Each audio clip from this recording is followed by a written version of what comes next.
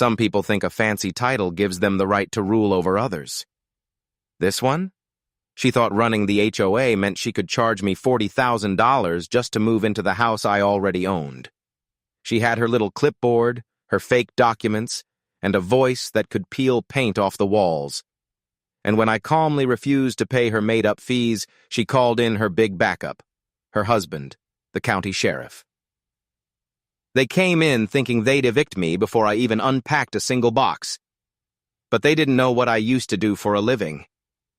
So when I pulled out my ID, everything changed. The smirk vanished. The crowd fell silent. And the HOA queen?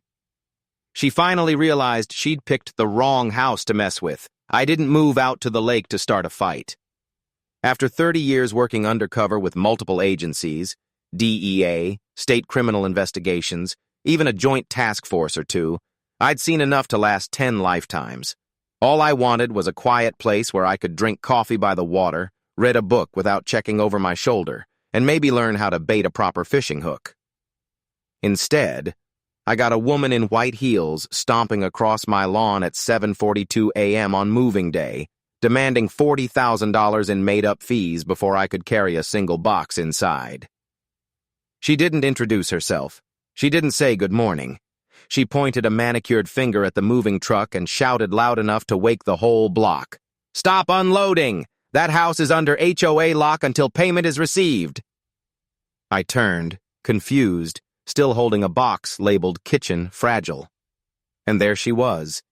Bleach blonde bun, white designer pantsuit, and an expression like I'd personally insulted the Queen of England. "Excuse me?" I asked. "You heard me. I'm Donna Wellington, president of the Lakeside Pines HOA for the last 15 years.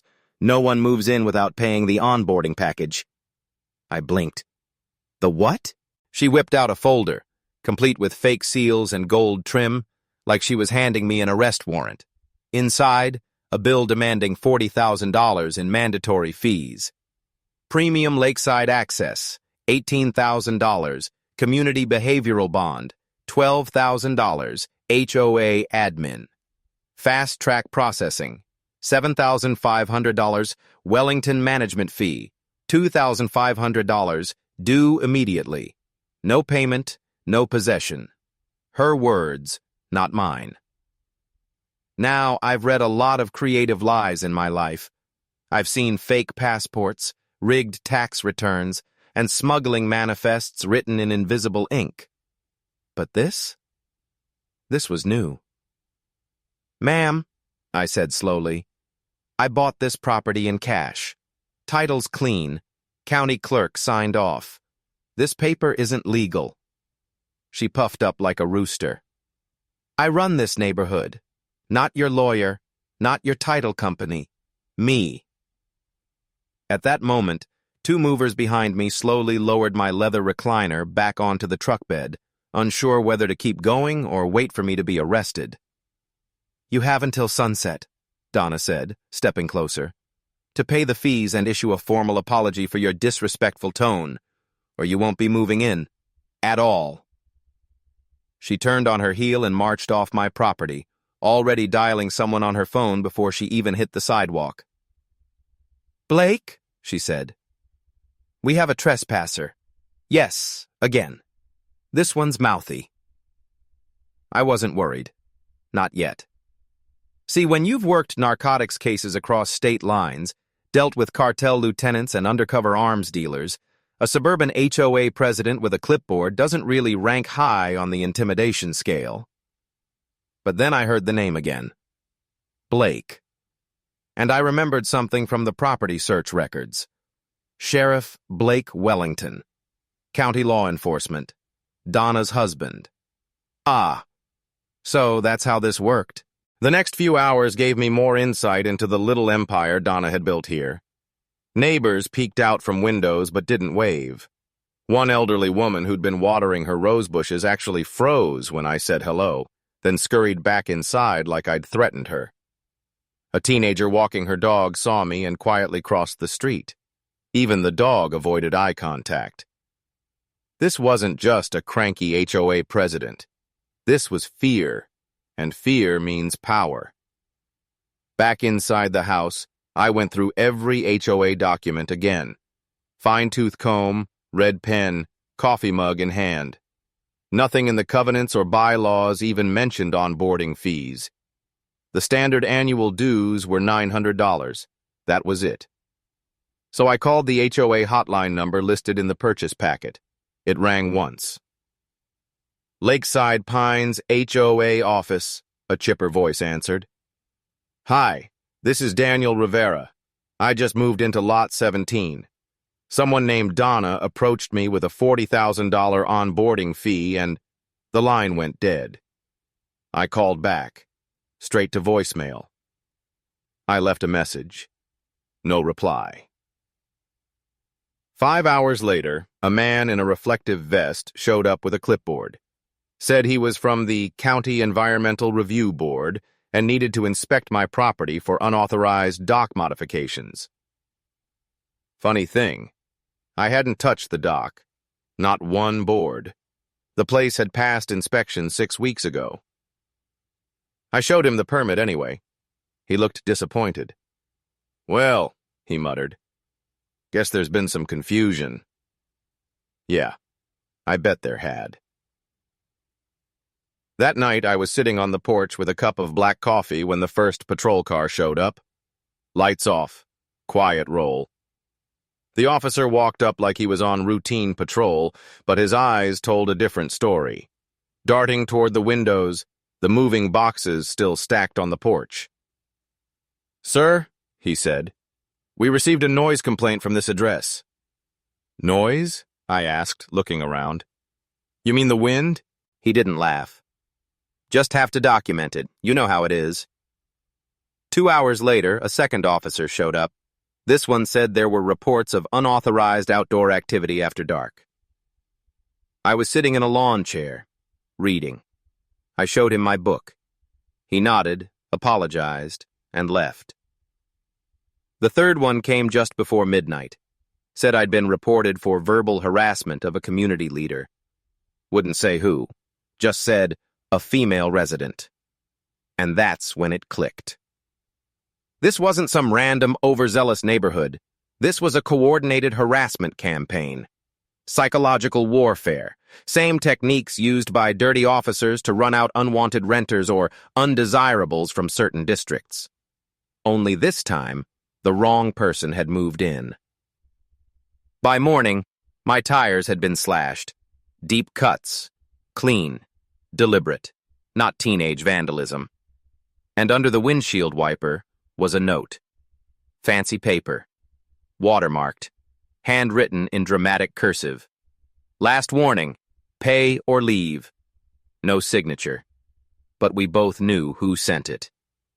Donna had no idea who she was dealing with. The next morning started with the sound of stilettos on concrete and fake authority in full swing.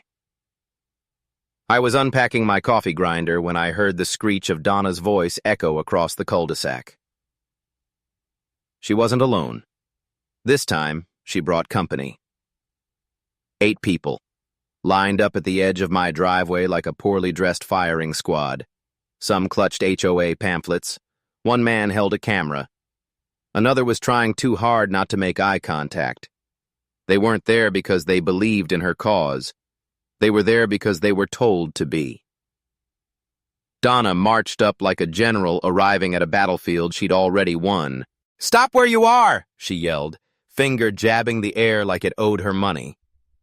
I gently set down the coffee grinder. "Good morning."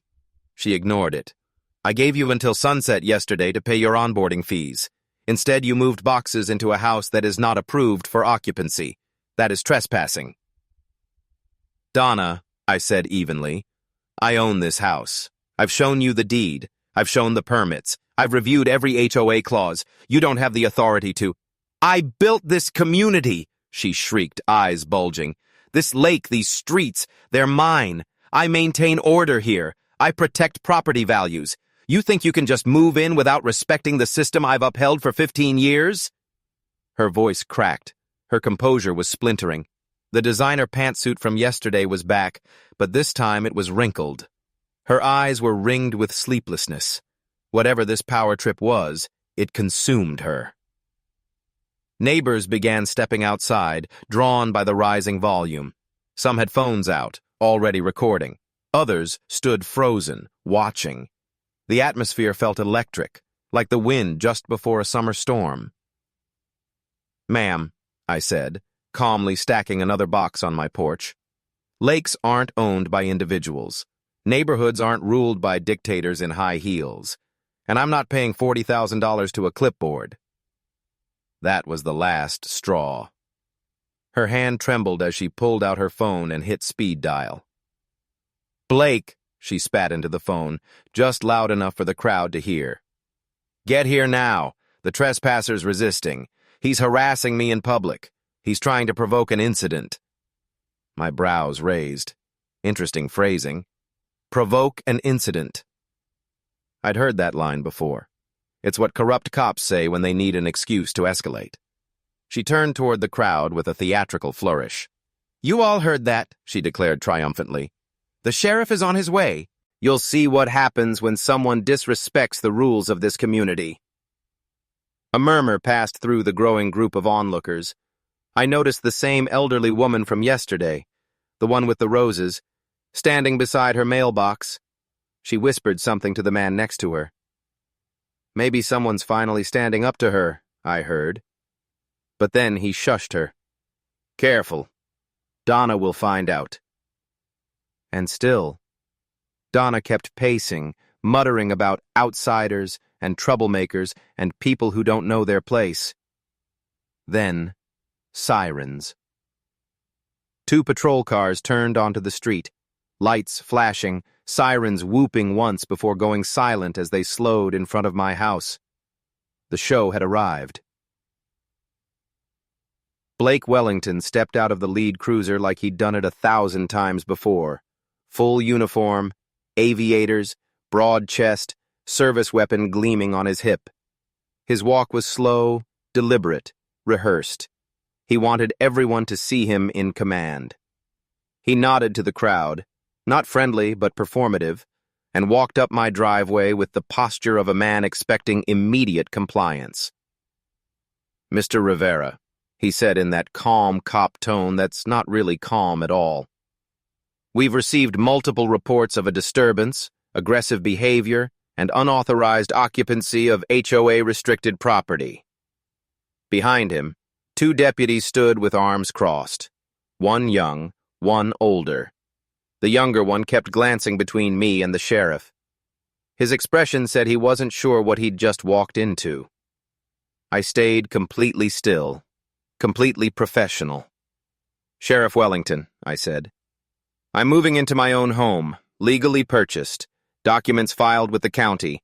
Any claims about restricted occupancy are based on fake documents your wife created." Blake's jaw tightened. "Just barely. My wife is a respected community leader," he replied. "Those documents were approved by the HOA board." "Which isn't a governing body," I said, "and has no legal power to override property deeds or local zoning authority." The crowd was watching every word, phones still recording. Blake's voice dropped to a whisper. "You really want to do this in public?" I met his gaze evenly. "Do what?" He stepped closer, enough that I could smell the aftershave. Classic intimidation tactic. He was taller, broader, used to people flinching when he got within striking distance. I didn't move. He leaned in. "Let me be clear, Rivera. This community runs smoothly because people follow the system. People who challenge it find that life becomes difficult. You can pack up and walk away, or you can stay and learn how unpleasant things can get." I tilted my head like I was curious. "Is that a threat, Sheriff?" "It's a fact," he said coldly. "Some people just don't belong here." We stood like that, toe to toe, in front of half the neighborhood. Donna's eyes sparkled like she'd already won. Her mouth was twitching with anticipation. And then I said, calmly, "Before I show you my ID, Sheriff, I suggest you have your deputies return to their cruisers.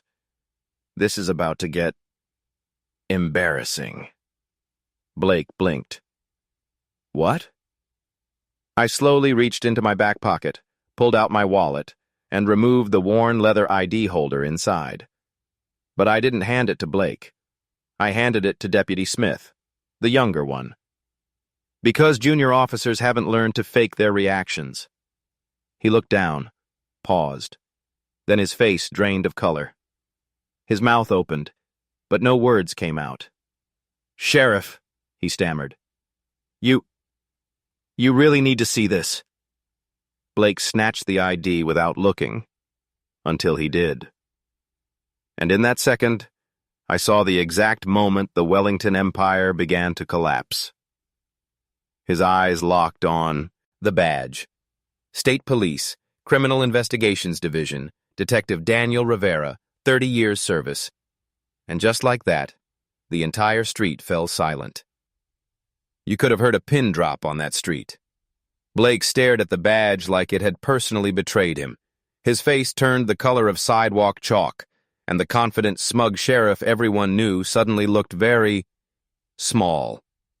He blinked once, twice, then whispered, almost involuntarily, "State?"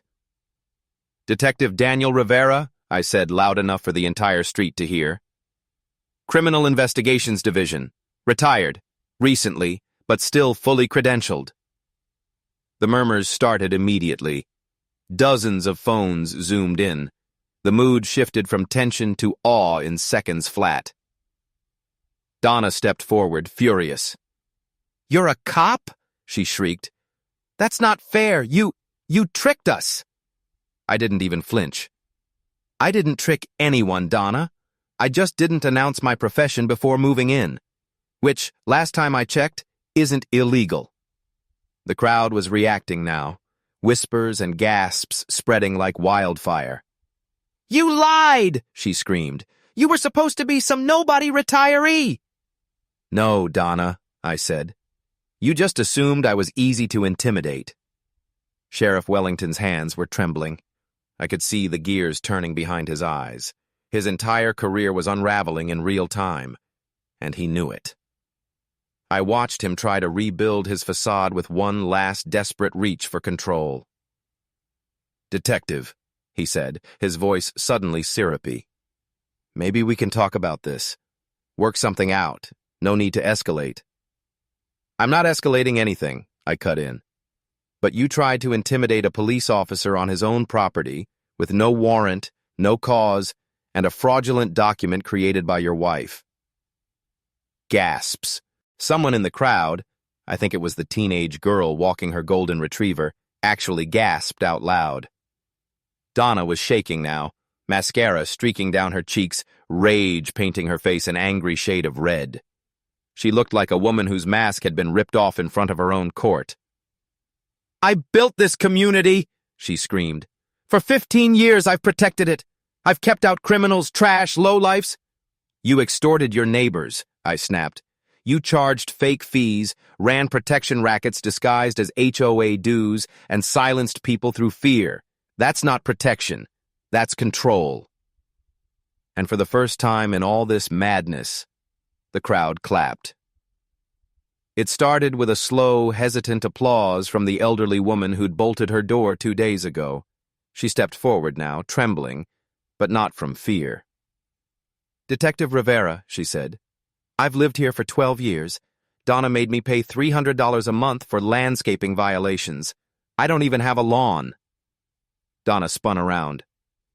"Margaret, you ungrateful—" But Margaret didn't stop. "She told me if I didn't pay, she'd fine me until I had to sell my house. I've been skipping medications to afford her compliance fees." That lit the fuse. A young father raised his voice. "She charged me $2,000 to repaint my garage door. Said the color wasn't approved, even though it was already that color when I moved in." Another voice chimed in. "She made us pay $600 for unauthorized holiday decorations. Our Christmas lights. My son's wheelchair ramp, someone else said. She called it a non-compliant structure and fined us $500. The crowd surged forward, not angry with me, but with her, the one who'd ruled them with silence and threats for over a decade. Donna backed up, eyes wild now. No, no, you're all cowards. I protected your home values. I kept this place safe from outsiders. I stepped in front of her. No, Donna. You built a kingdom of fear, and today your crown just cracked. She let out a primal scream, hands shaking as she pulled her phone again. Blake, arrest him! Do something! But Blake didn't move. His hands were still trembling, but now he looked hollow, like the years of looking away had finally caught up to him. Donna, he said quietly. What are you waiting for? She shrieked. He's ruining everything. I think... Blake looked out at the neighbors, then at the badge still in my hand. I think we're done here. He turned away. And Donna, queen of the cul-de-sac, supreme ruler of trash can placement and garden gnome sizes, broke. She dropped to her knees in the middle of the street, screaming like a banshee. This is my lake, my community. You can't do this to me. Tears and mascara streamed down her face, her perfectly curated persona gone. Her neighbors, no longer looking at her with fear, just disgust, pity. I leaned in one last time and whispered, lakes aren't owned, and kingdoms built on fear don't last forever. The deputies led her away. She wasn't arrested, not yet. But she was done. The court of public opinion had delivered a verdict before the legal system ever got involved. And just like that, the neighborhood exhaled. For the first time since I'd arrived, people smiled, spoke freely. Dogs wagged their tails instead of pulling away. It was like the spell had broken. But I knew this wasn't the end. This was only the beginning.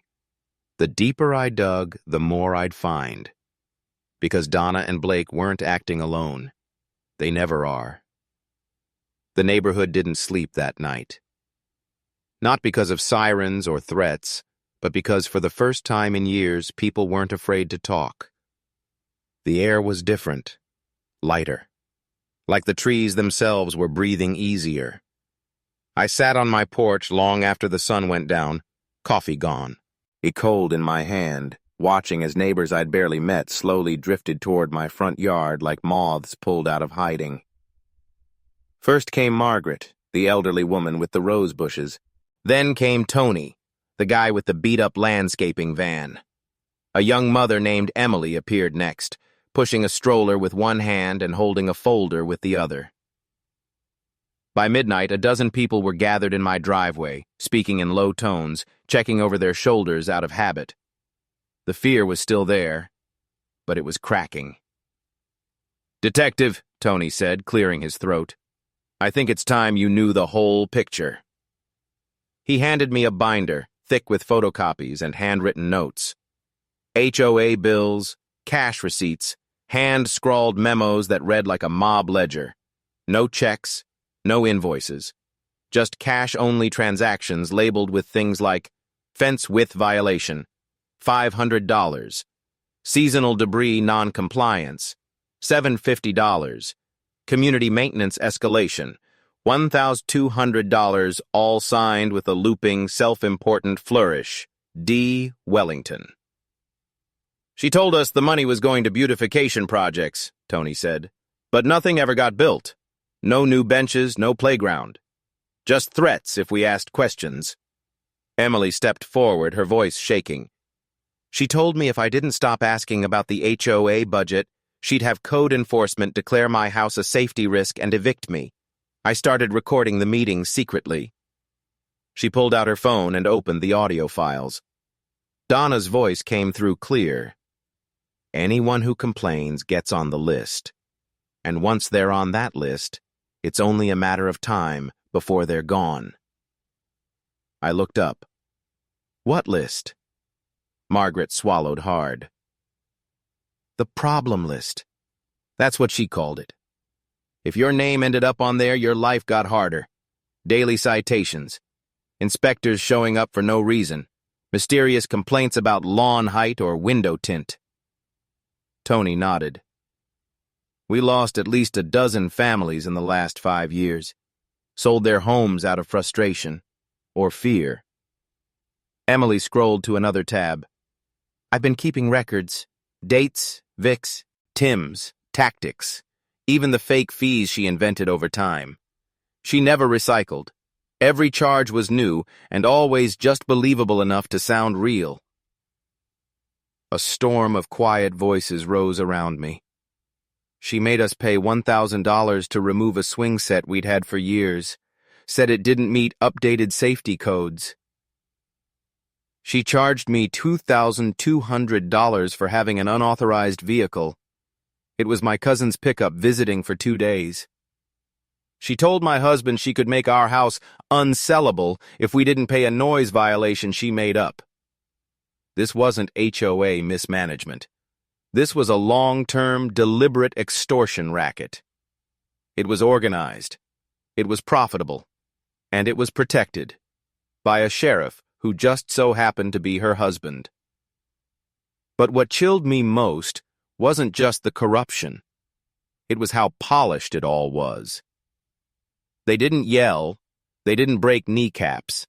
They used fake legal language, gold seals, and psychological warfare. Because fear works better than force when you want to drain people slowly, without making a mess. I looked at the crowd. Does anyone know where the money went? Tony stepped back in. We found bank transfers. Well, kind of. Donna insisted we pay cash, but one of the newer residents took a photo of a deposit slip she accidentally left behind. He handed me a phone. Account listed, Pinehurst Holdings LLC. Bank, Cayman Islands. Deposits, weekly. Always around $10,000, $15,000. Spaced just below federal reporting thresholds. They knew what they were doing. I took a breath. Folks, I said, what happened here isn't just HOA bullying. It's organized racketeering, with clear patterns of extortion, money laundering, and abuse of public authority. Silence fell. Then Margaret, who looked like she hadn't raised her voice in years, whispered, What happens now? I looked at her, at all of them. What happens now, I said slowly. The next day, I made 3 calls. One to the State Bureau of Investigations, one to a federal financial crimes agent I'd trained back in the day, and one to the local news station. I knew how this worked. The sheriff's office would try to bury this, if not for exposure. But once a story goes viral, once people start asking questions on camera, the pressure becomes political. And Donna's empire? It couldn't survive scrutiny.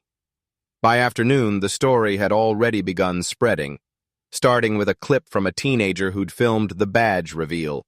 The caption, HOA Karen tries to evict retired cop, gets wrecked. Within 6 hours, it had 400,000 views. By nightfall, the first state investigators rolled into the neighborhood, and by morning, they were already knocking on doors, interviewing neighbors, collecting documents, taking copies of the same evidence Tony and Emily had handed me. A forensic accountant began tracing the payments, and those Cayman Islands deposits lit up every alert system from here to D.C. But the most powerful weapon in this takedown? The voices that had been silent for 15 years were finally talking. That evening, I stood at the community mailbox sorting through flyers when I heard a voice behind me. Detective Rivera? It was Emily. She looked more confident now, shoulders back, voice steady. We've been talking. A few of us want to hold a real HOA meeting with voting, transparency, rules. I smiled. That's what a community's supposed to be. She nodded, then added, We'd like you to run for president. I laughed. Sorry, I've had enough politics in my life, but I'll help you build it the right way. But as we talked, I couldn't help but notice a car across the lake. Dark sedan, tinted windows, hadn't moved in hours. I knew that look. That wasn't curiosity. That was surveillance. And suddenly I realized something that sent a chill through me. If Donna and Blake were this bold, this organized, they weren't working alone. There were others like them, in other neighborhoods, in other states. And they'd just watched me dismantle one of their operations, on camera. By the end of that week, Donna and Blake were both in handcuffs. The sheriff's arrest was broadcast live on local news. Deputies arrived at 7:15 a.m. while he was pouring coffee in his kitchen. No warning, no gentle phone call, just a hard knock, 2 warrants, and one very red-faced ex-lawman being led out of his house in gym shorts and a Lake Vista HOA hoodie. I watched the clip from my living room, sipping hot coffee from a mug that said, "Retired, not rusted." The arresting officer? A state trooper I'd trained back in '06. He looked into the camera and said 4 words that made me smile. "We don't protect predators." Donna's arrest came hours later. She was found inside the HOA office, shredding papers like a woman possessed. The office had been locked for years, sealed with a keypad only she knew. Investigators had to pry open a side window just to get inside. Inside, they found 4 safes, 3 hidden ledgers, 2 prepaid phones, and a list, not a spreadsheet, not a binder. A handwritten list of residents labeled, "Non-compliant, future removal." My name was at the top, but I wasn't alone. There were 38 others, and beside each one was a number, either a dollar amount or a brief note. Margaret W., $9,200 extracted, continue surveillance. Tony V., resisted, escalate pressure. Emily T., too many questions, blacklist refinance request. It wasn't just financial extortion. It was systematic control.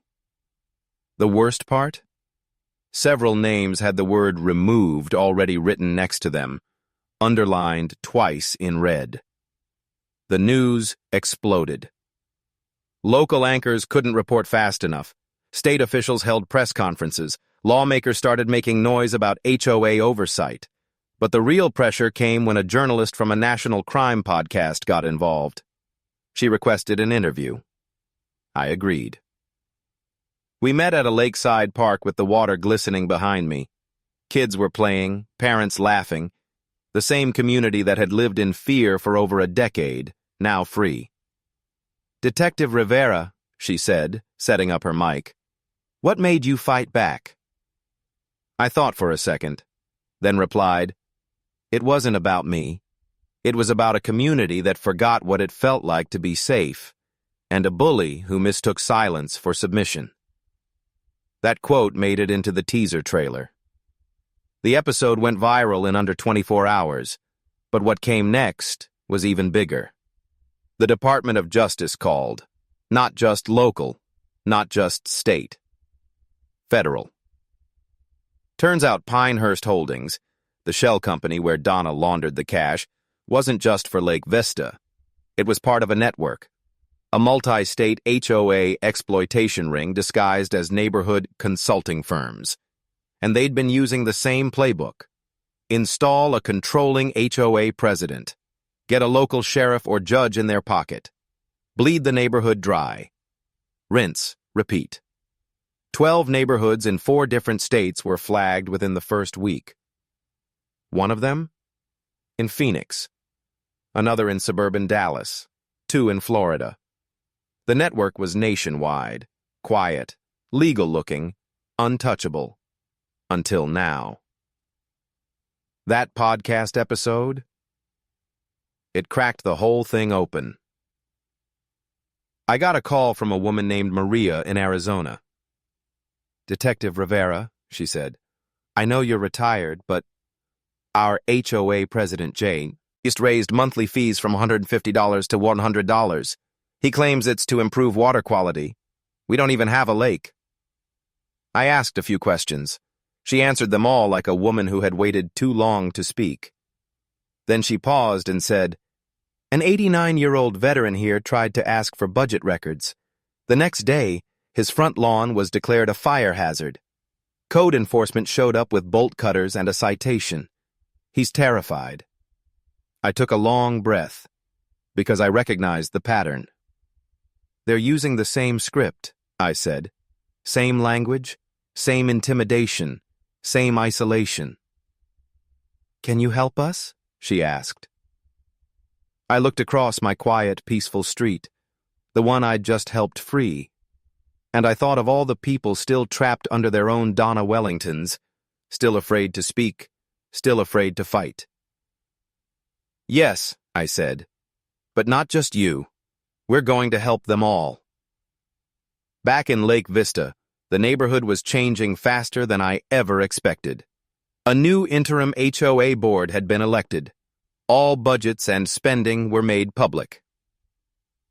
Emily, once silenced, was now the chair of a transparency committee. Margaret had her rose bushes replanted with money returned from the Wellington asset forfeiture. Tony got his truck repaired, free of citations. His business boomed. But the best moment?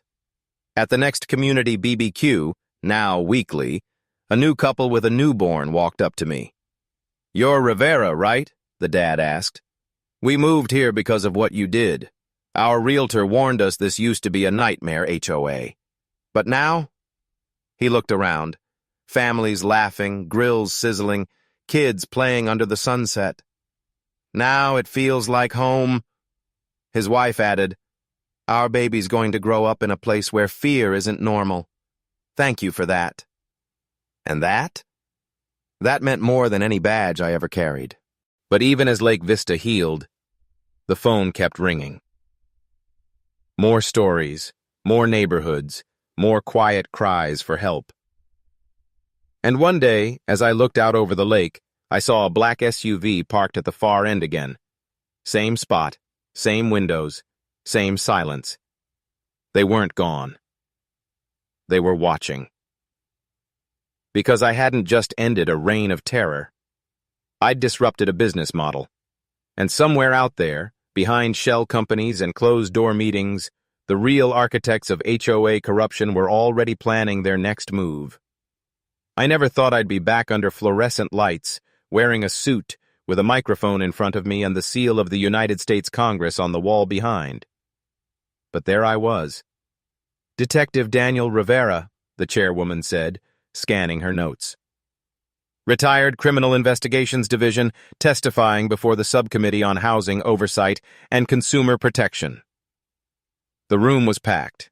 Cameras, reporters, suits from every agency. And behind me, a wall of faces. Neighbors from Lake Vista, victims from other HOAs, even a few whistleblowers who'd flown in on their own dime just to watch this moment unfold. I adjusted the mic. "Good morning," I began. "I'm not a politician. I'm not a lobbyist. I'm not here for a soundbite. I'm here because people are being extorted in their own homes, and no one's been listening." The room went silent. And I told them everything. The fake fees, the weaponized citations, the legal loopholes HOAs use to silence dissent.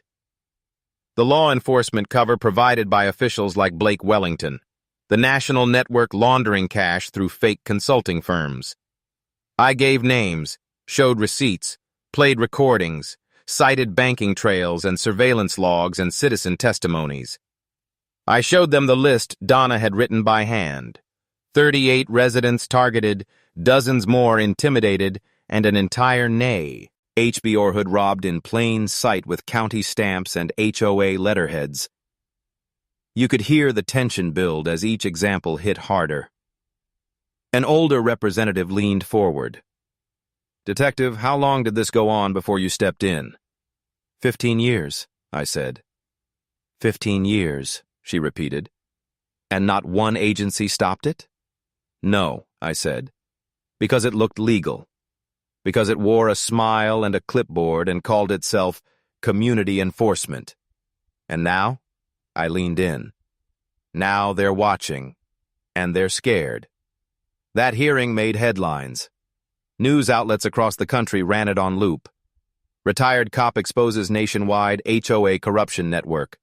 From small town to Capitol Hill, one man's fight against HOA abuse. State to federal, the Rivera effect begins. Within weeks, the Department of Justice officially launched Operation Clean Block, a multi-agency task force dedicated to investigating HOA abuse, financial fraud, and racketeering. And they didn't waste time. Investigations opened. HOA presidents indicted. Local officials charged with obstruction. Consulting firms shut down, both linked to the Pinehurst network Donna belonged to. They found forged permits, missing funds, surveillance logs on private citizens, and falsified reports used to sabotage home sales, evictions, and even background checks. For the first time in U.S. history, HOA reform wasn't just a fringe issue. It was front-page news. Back home, things felt surreal. I'd meant to retire quietly.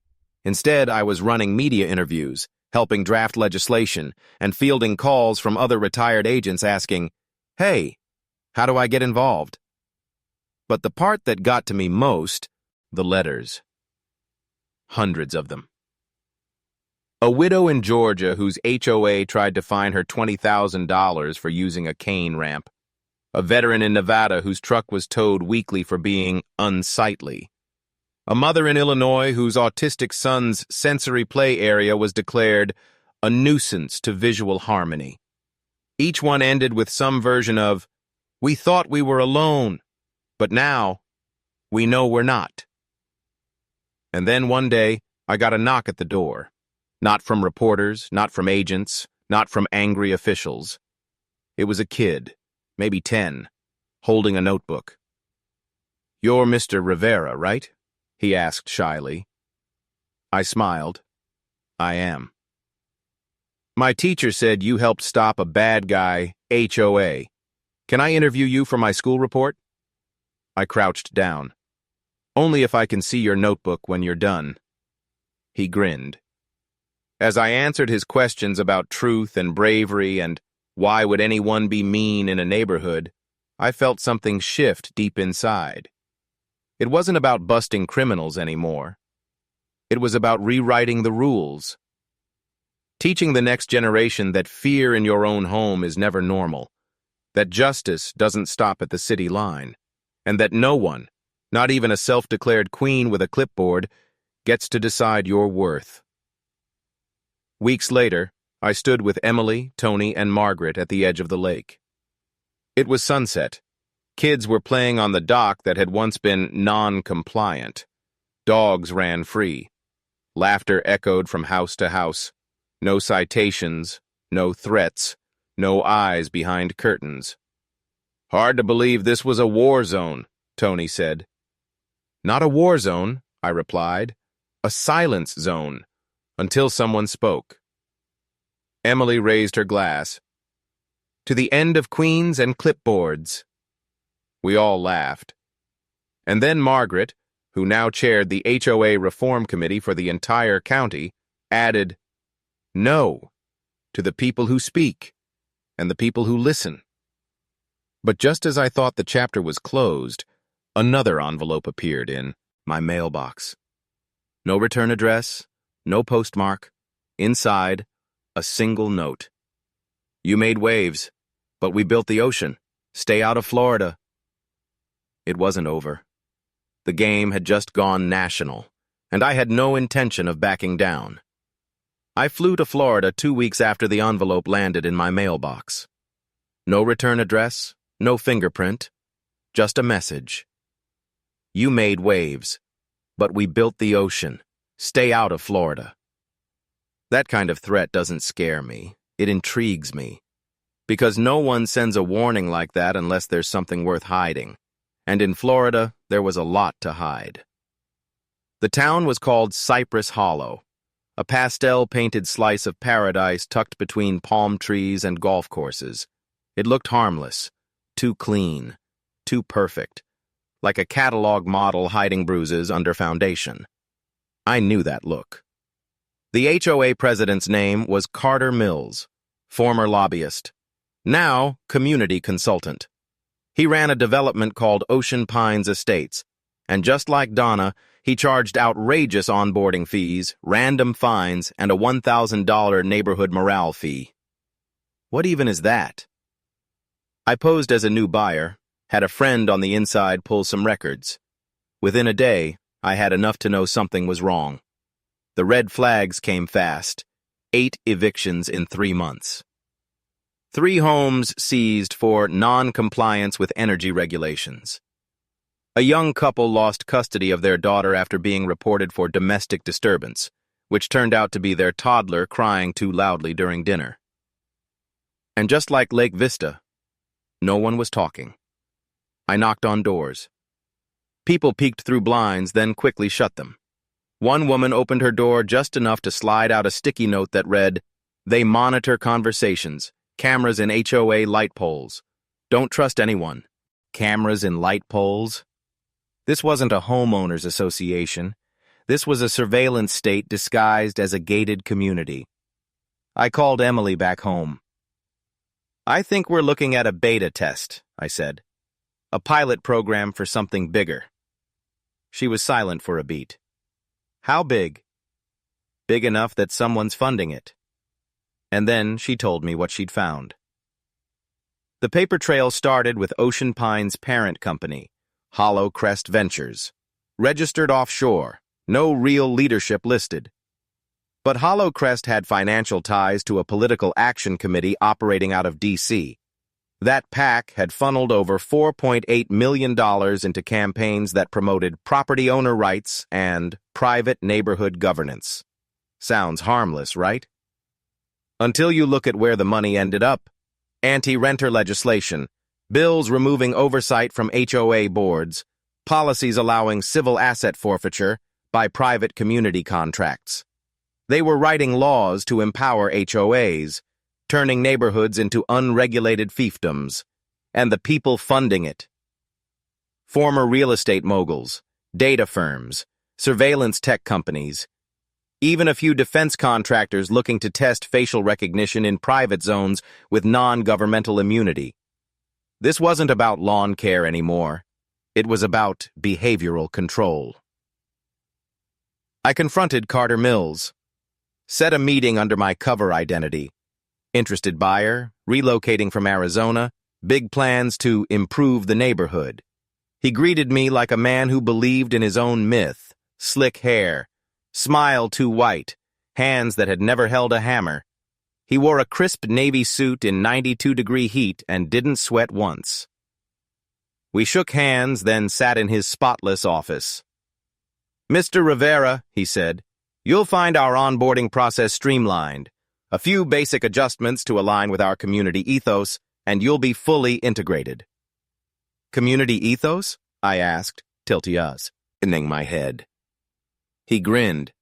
"We don't just sell homes, we sell peace, predictability, control." There it was. I leaned back. "And what happens to people who don't align?" His smile faltered for just a second. "We help them adjust." That pause, that crack, told me everything I needed to know. That night, I was followed. 2 SUVs, tinted windows, no plates, professional spacing, no aggressive tailing, just constant presence. I led them through a few back roads, looped through a shopping plaza, then parked beside a bar and walked in without looking back. 20 minutes later, I stepped out the back exit, looped around through an alley, and got a clean look at one of the drivers as he checked his phone. Private security. Not local, and not cheap. Carter was being protected, not just by HOA bylaws, by real money. And if I was right, this wasn't just about squeezing homeowners. This was about building model neighborhoods for behavioral engineering, places to test, response to fines, emotional manipulation, data extraction from public-private surveillance, predictive modeling of dissent. If they could control a few hundred homes, what's stopping them from scaling that control to cities? Counties? States? I flew home the next day. But the moment I landed, my phone buzzed. Anonymous number. Message only. You've made 2 mistakes. Coming to Cypress Hollow and not staying there. Attached, a photo of me taken from less than 50 feet away, at the lake, near my home. They'd followed me back. I called Emily. We need to go public again, bigger this time. We don't have enough yet, she said, not to take down the network. We don't need everything, I said. We just need enough to make them panic. And that's exactly what we plan to do. We compiled everything. Footage from Carter's office, witness statements from Florida. Data logs from HOA cameras discovered by a brave resident named Alia. Financial trails from Hollow Crest to the PACs. Internal HOA emails referencing target conversion phases. Then we sent it to a Pulitzer-winning journalist, a former senator turned whistleblower, and one very loud, very angry podcaster with 2 million followers. We called the file Project Suburbia, and we gave it one directive. Release all at once, everywhere, if anything happens to us. 2 days later, I got a call from a familiar voice. Blake Wellington, from jail. Rivera, he rasped. They're bigger than I thought. Donna wasn't the queen. She was a pawn. We both were. Then start talking, I said. Can I cut a deal? Depends what you've got. He paused, then said 3 words. Look into Evermark. Evermark, a defense contractor, a data analytics firm, a real estate holding company, all in one, and all quietly buying HOAs across the country through fake LLCs. Why? That was the next question, and I planned to find the answer. Because this wasn't about stopping a bad HOA anymore. This was about exposing a shadow network running under the American dream. And I wasn't backing down. Not now. Not ever. Evermark. A name buried so deep in shell companies and dummy corporations, it almost didn't exist until you started looking sideways. It wasn't just a contractor. It was an engine. A machine building test beds disguised as peaceful neighborhoods, using HOA boards as behavioral labs. Evermark wasn't interested in lawns or fences. It was interested in control. How people reacted to fines. How fear spread across cul-de-sacs. How silence became habit. And Cypress Hollow? It was their crown jewel. A fully functioning behavioral ecosystem, complete with predictive analytics, social credit scoring, and next-gen surveillance tech installed without consent. The HOA wasn't a homeowners group. It was a pilot program for a future where communities were curated, emotion by emotion, file by file, one passive citizen at a time. We had names, now.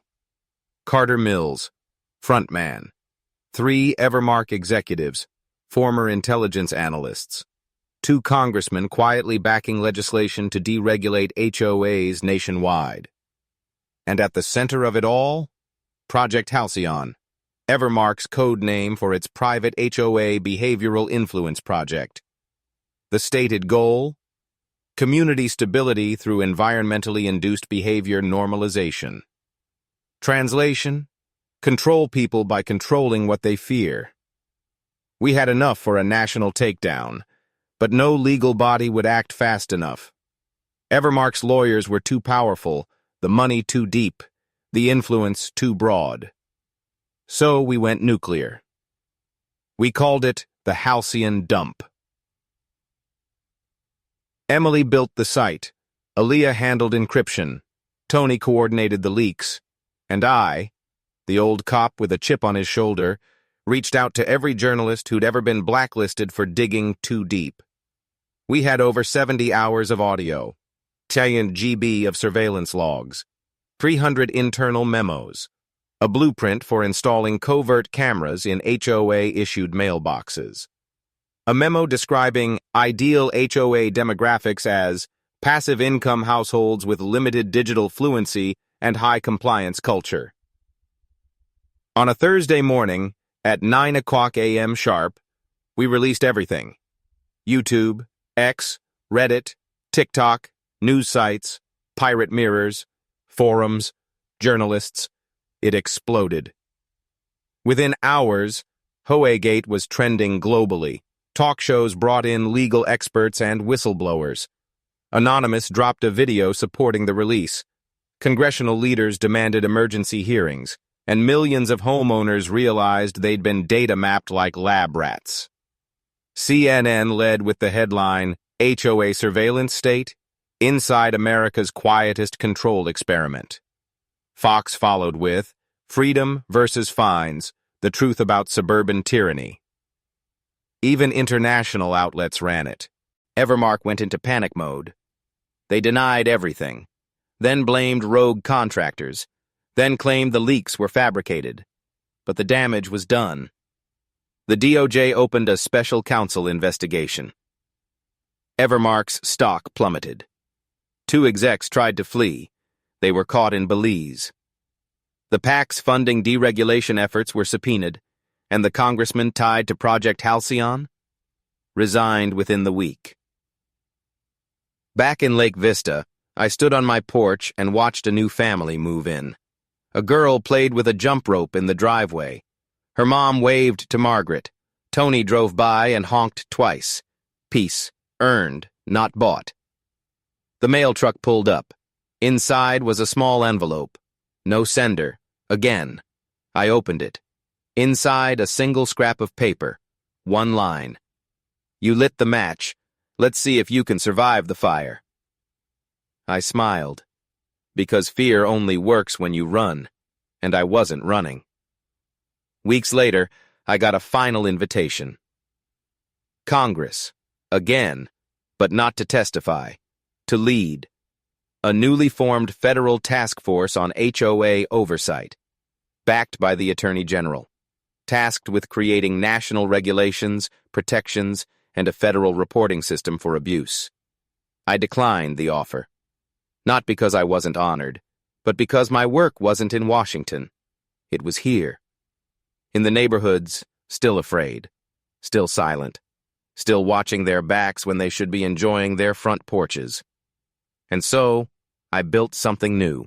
A nonprofit, Civic Watch, staffed by retired investigators, community organizers, data analysts, and everyday citizens.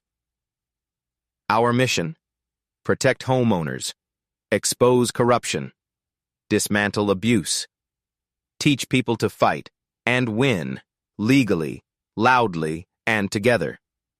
Because the war didn't end with Donna Wellington. She was just the first tyrant. There were others, and we were coming for them. Final scene. A cul-de-sac in Arizona. A moving truck unloading. A man, in a flannel shirt, walks up to a woman being harassed by an HOA official demanding $15,000 for undisclosed lawn modifications. The man hands the official a card.